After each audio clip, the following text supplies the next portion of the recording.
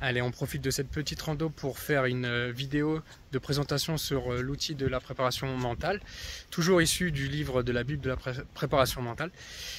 Là, c'est un outil sur la gestion de son temps et le choix par rapport à ses priorités.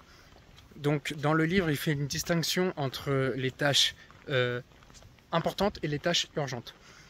En fait, c'est comment il dissocie ça, c'est que les tâches importantes, c'est celles qui ont vraiment du sens par rapport à tes raisons d'être, à tes priorités, tes valeurs profondes.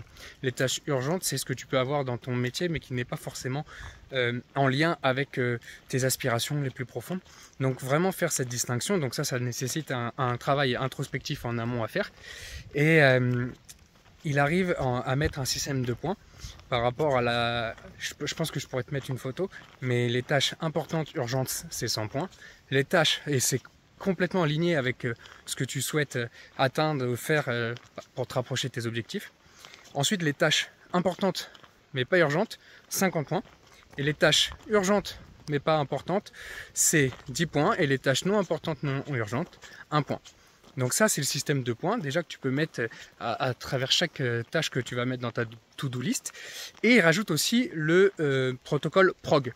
Donc rajouter avec chaque tâche que tu mets dans ta to-do list, le P si ça te rapporte du plaisir, le R si c'est une tâche, une action qui est rentable par rapport à tes objectifs, le O est-ce que c'est une tâche ordinaire quelconque, et le G, est-ce que c'est une tâche qui t'apporte de la gratification? Donc voilà par rapport à cet outil.